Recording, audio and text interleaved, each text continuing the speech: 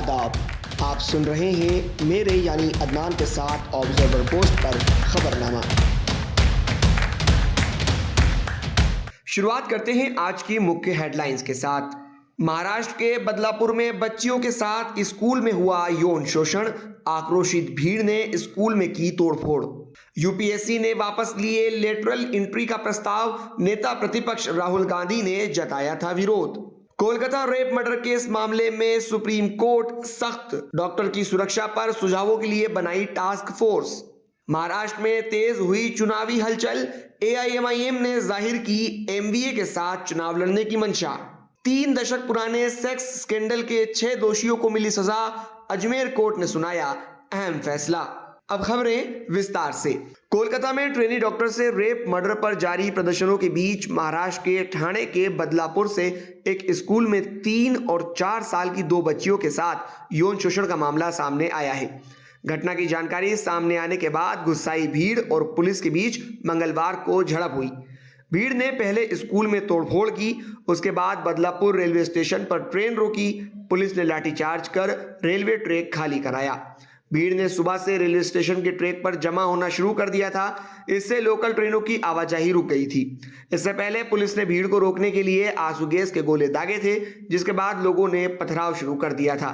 घटना में कई लोग घायल हुए हैं। 23 साल के आरोपी अक्षय शिंदे ने 16 अगस्त को स्कूल के बाथरूम में बच्चियों का यौन शोषण किया था।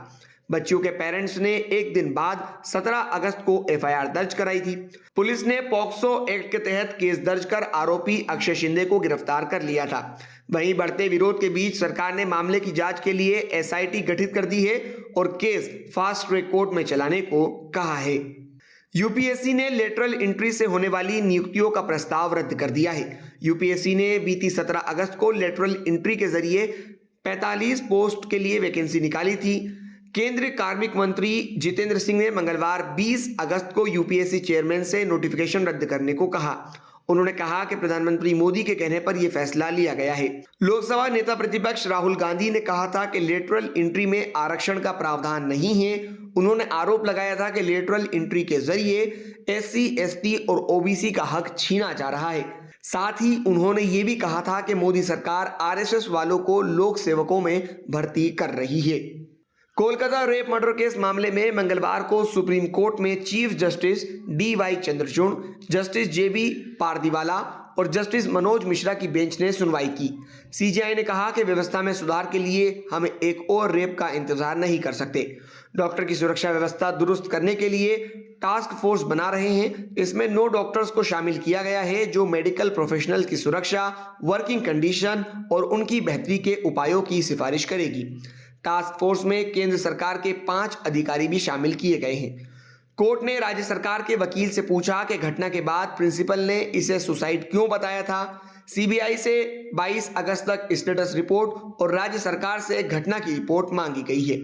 आरजीकर अस्पताल की सुरक्षा का जिम्मा भी सीआईएसएफ को दिया गया है। केस की अगली सुनवाई 22 अगस्त को होगी। महाराष्ट्र में दिवाली बाद विधानसभा चुनाव हो सकते हैं और उसके लिए सभी पार्टियों ने तैयारी शुरू कर दी है।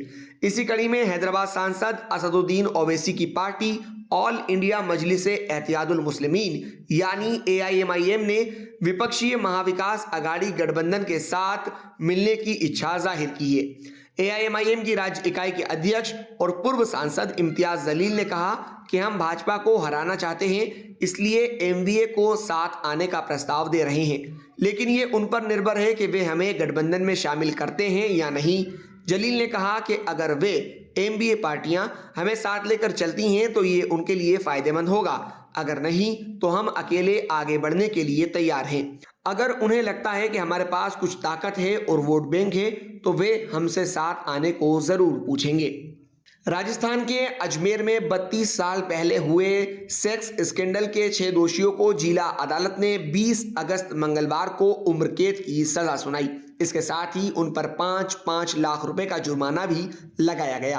कोर्ट ने नफीस चिश्ती, नसीम उर्फ टार्जन, सलीम चिश्ती, इकबाल भाटी, सोहेल गनी, सैयद जमीर हुसैन को उम्र कैद की सजा सुनाई है। सभी दोषियों की उम्र 50 साल पार कर चुकी है।